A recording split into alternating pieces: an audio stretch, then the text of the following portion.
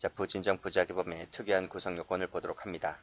전 시간에 설명드렸듯이 보증인적 지위가 있어야 되고 동가치성이 인정되면 됩니다. 이 두 가지를 인정함으로 인하여 적어보세요. 자, 형사 처벌을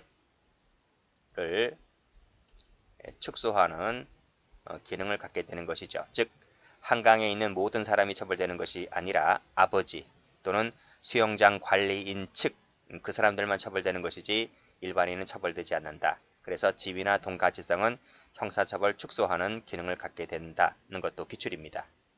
자, 그러면 하나씩 보도록 할게요. 첫 번째 보증인적 지위입니다. 보증인적 지위.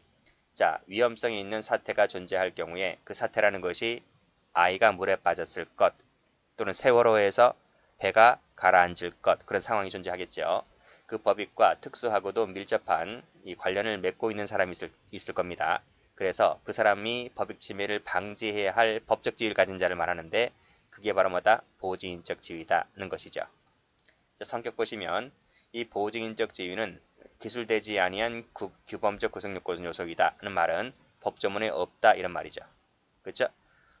자, 규범적이란 말은 가치 판단이 포함되어 있는 말입니다. 그래서 법조문만 봐서는 안 되고 법조문 이외에 또다시 또 다른 것들이 요구되는 뭔가가 있다는 거죠. 자, 부진정 부작위범은 보증인적 지위에 있는 자만이 범할 수가 있기 때문에 이것을 진정 동그라미, 진정 신분범입니다. 신분범의 성격을 띈다는 것이죠. 따라서 행인이 물에 빠진 사람을 발견하고서도 구조하지 않았다 했을 때 행인은 그러한 보증인적 지위가 없기 때문에 무죄가 되는 것이죠. 자, 발생 요건을 봅니다. 이 판례 번호가 2015년 11월 12일자 되어 있죠? 그렇죠? 이 판결 요지 보면 어떤 판례인지는 아실 거예요. 자, 그러면 보죠. 자, 부진정 부작위범의 경우에 있어서 법익 주체가 법익에 대한 침해 위협에 대처할 보호 능력이 없고, 즉 한강의 아이가 물에 빠졌기 때문에 그렇다는 거죠. 침해 위협으로부터 법익을 보호해 줘야 할 법적인 자기 의무가 있어야 된다는 것이죠. 세 번째로서는 그 사람이 법익 침해를 일으키는 사태를 지배하고 있을 것 이런 말입니다. 그러니까 이건 하나를 더 추가했죠. 원래는 1번하고 2번만 있으면 되는데, 즉 대처할 보호 능력이 없을 것, 보호해줘야 할 법적 자기 의무가 있을 것, 이 두 가지만 추가됐으면 됐는데 그 사람이 사태를 지배하고 있을 것 이런 말입니다. 그랬을 때 부진정이 된다 라고 판례가 보고 있죠.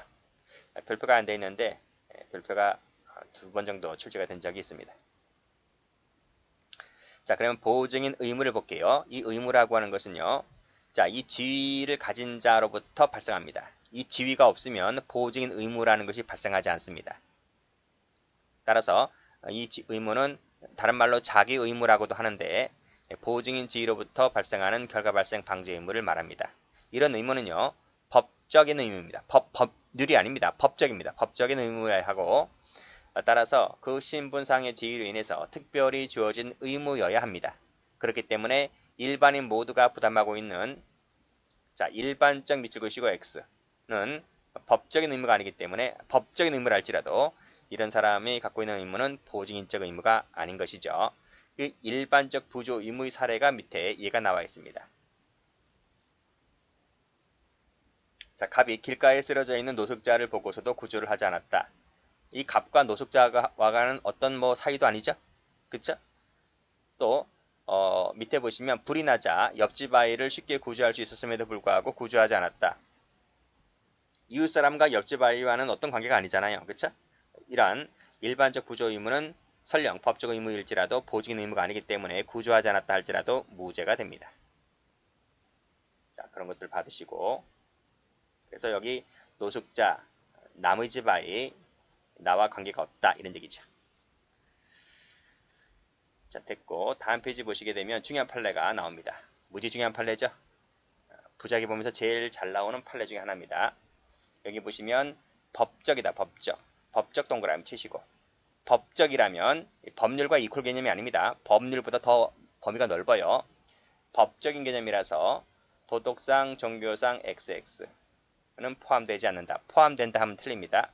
법적이기 때문에 법적이라면 성문법, 불문법, 공법, 사법 가리지 않습니다. 그 다음에 법률 나와 있죠. 법률. 법령 동그라미. 법률행위 동그라미. 법률행위의 대표적인 것이 뭡니까? 법률의 대표적인 것이 계약이죠. 계약. 그리고 선행행위. 이 앞선자입니다. 우리가 부리뒷독게 할 때 그 선행이 아니고 앞선행위. 먼저 한 행위가 있다면 보증인 의무가 발생할 수도 있어요. 그리고 신의 성실. 그 다음에 사회상규. 그 다음에 조리. 동그라미 친 거 전부 다 숙지를 해두세요. 법령, 법률행위, 선행행위, 신의칙, 사회상규, 조리. 이걸 다 합쳐가지고 법적이랍니다. 법적. 법적. 자, 1번, 2번 무수히 출제가 많이 되었다. 자, 그 다음 이 보증인 의무가 갖고 있는 체계적 지위를 보도록 합니다. 이 부분은 이론 문제인데 출제가 아주 잘 되기 때문에 제가 별표를 박아둘게요. 자, 분명 위에서 뭐라고 했나요? 이 보증인 의무는 보증인 지위로부터 발생한다 그랬습니다. 그러면 이 지위와 의무를 어디다 배치시킬까?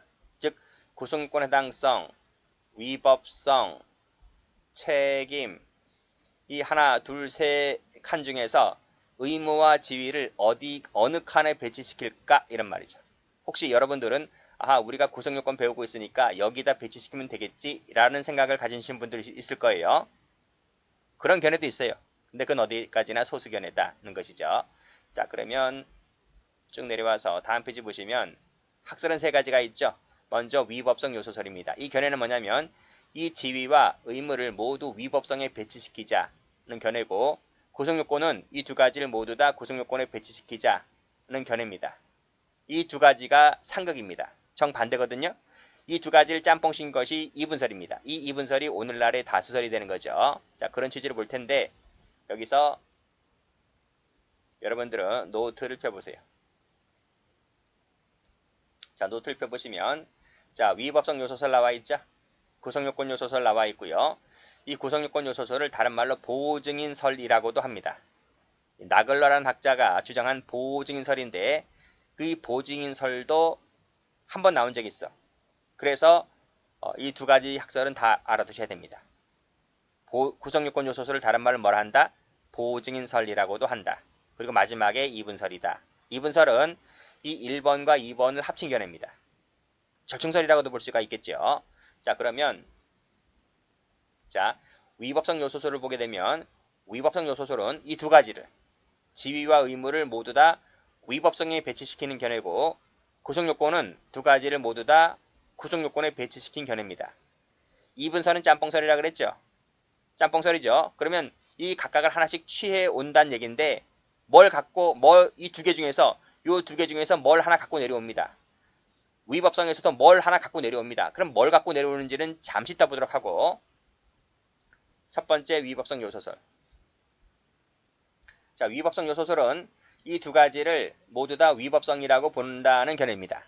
그러면 이것이 오늘날에 통솔이 되지 못했는데 통솔이 되지 못한 이유는 어디에 있을까요? 어디에 있을 것 같아요? 이 두 개 중에서 뭔가 하나 잘못됐거든. 뭐가 잘못됐을 것 같습니까? 앞에 그림 볼까요? 앞에 그림. 여기 이 그림.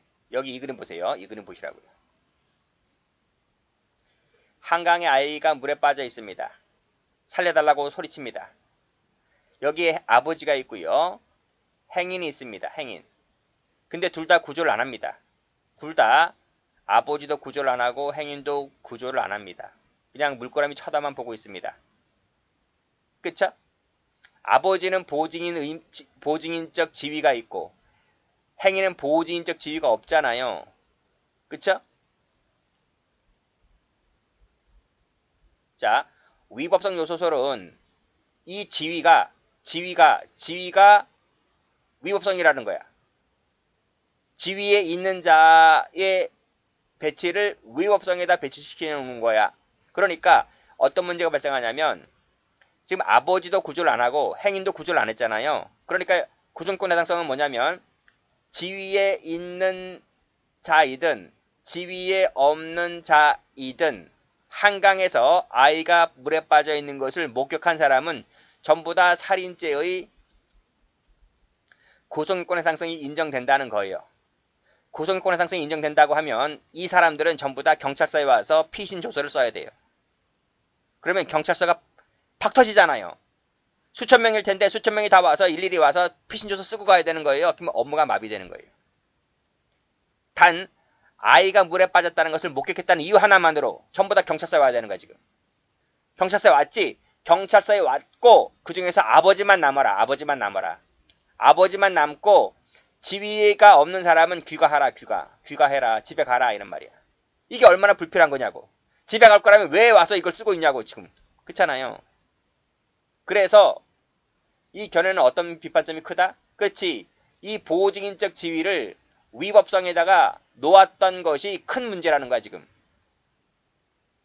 이걸 여기다 놓음으로 인해서 지위에 있는 자든 지위에 없는 자든 전부 다 경찰서에 와야 되니까 이게 큰 문제라는 거지.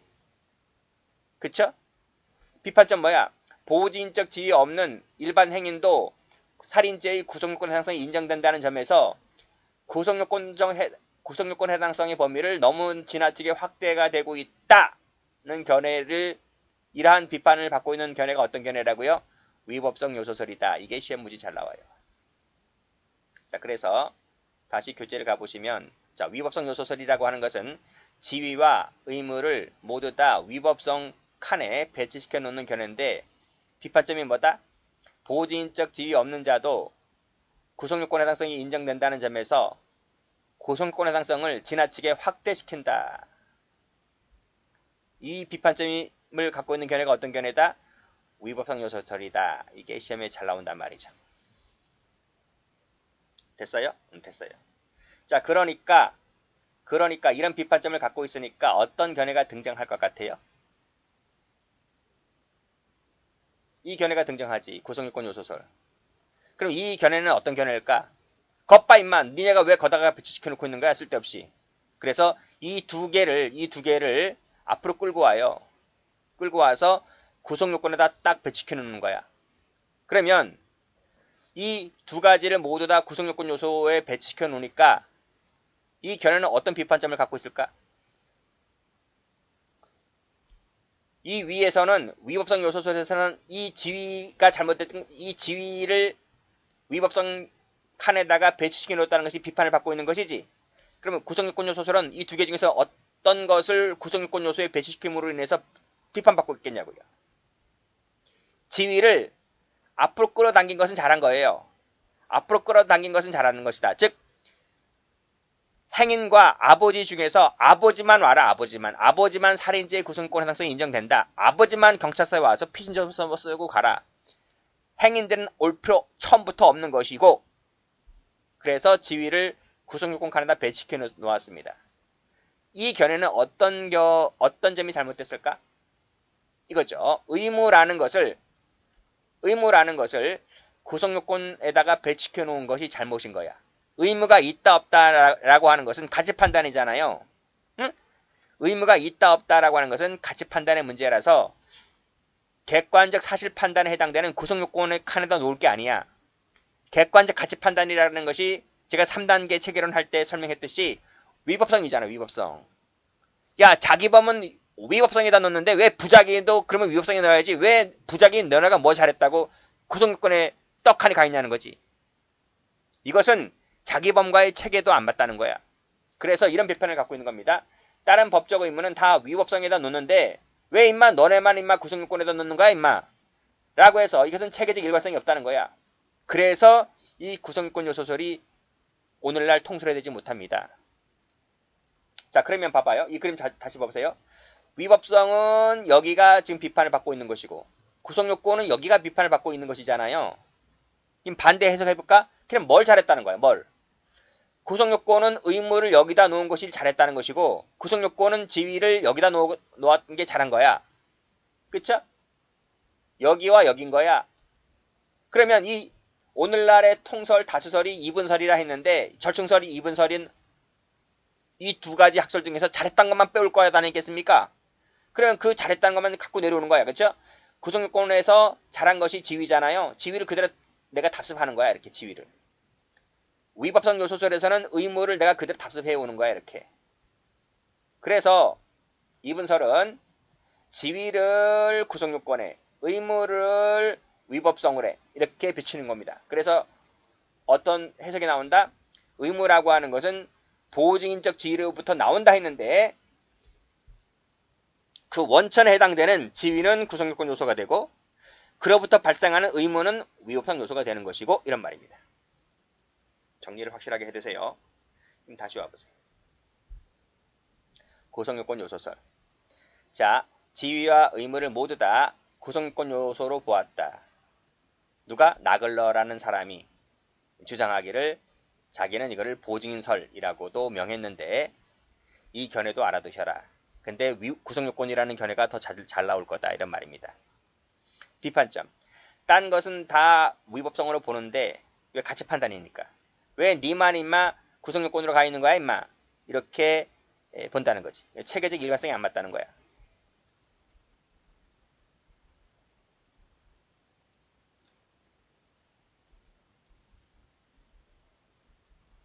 됐나요? 이런 비판점이 어떤 견해가, 어떤 학설이 어떤 비판점을 갖고 있는지를 정확하게 알아두세요.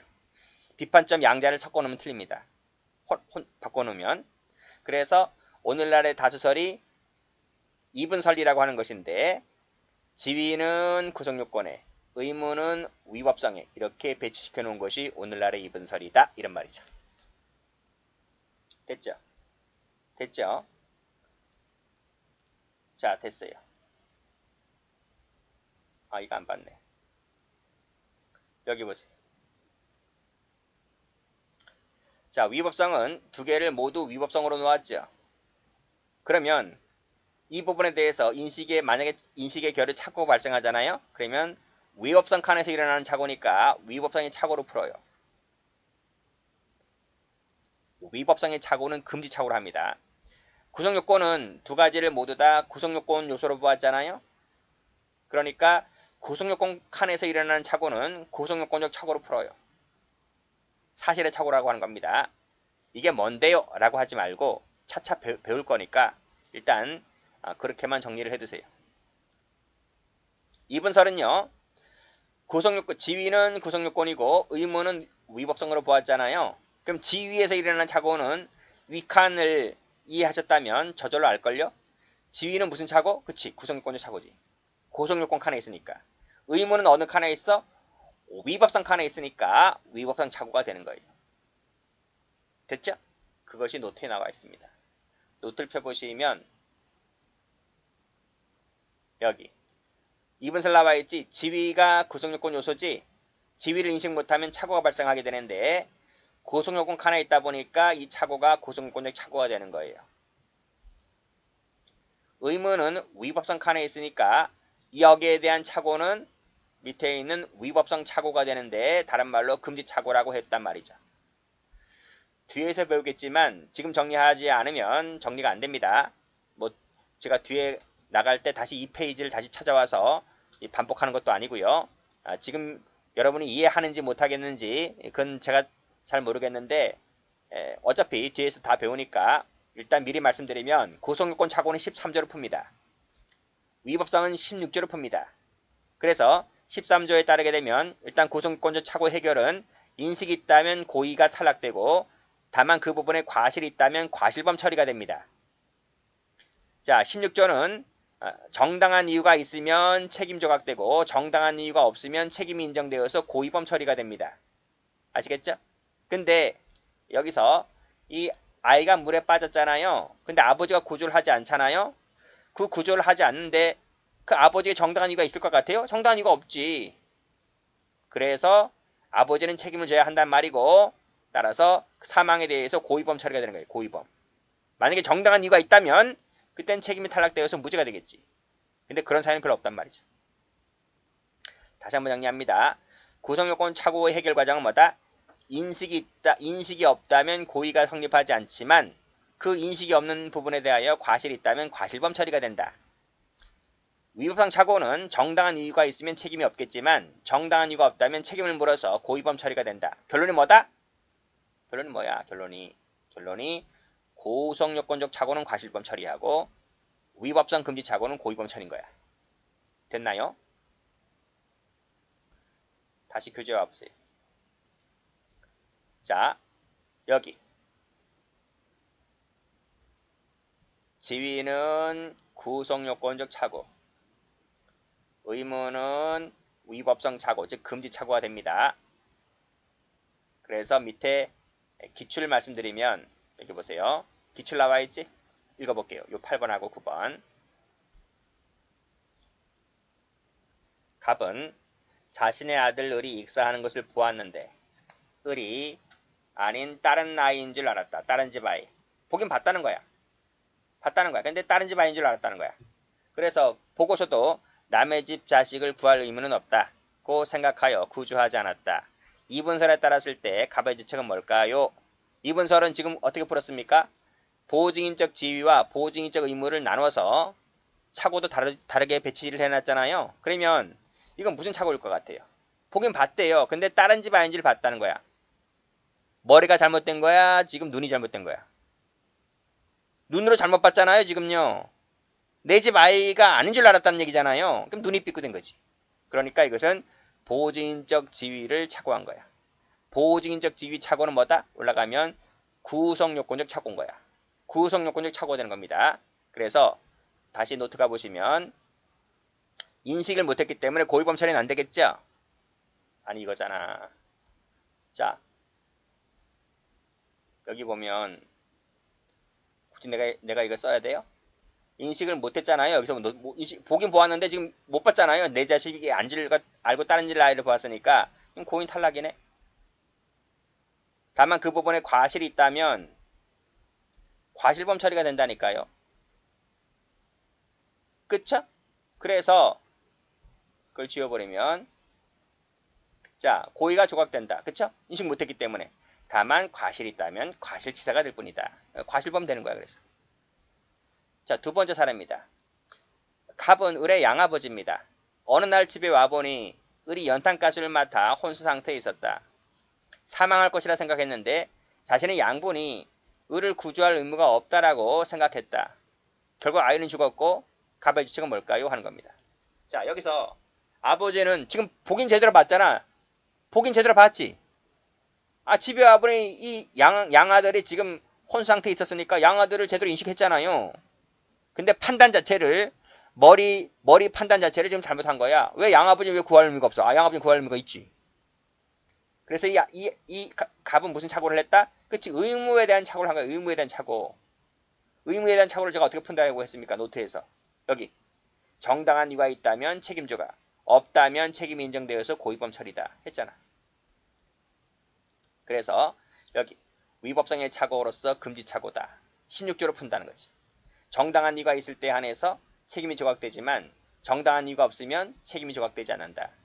그래서 정당한 이유가 없기 때문에 이건 정당한 이유가 있는 거야? 양아버지니까 을을 구할 의무가 없다는 게 정당한 이유가 있는 겁니까? 없는 거잖아요.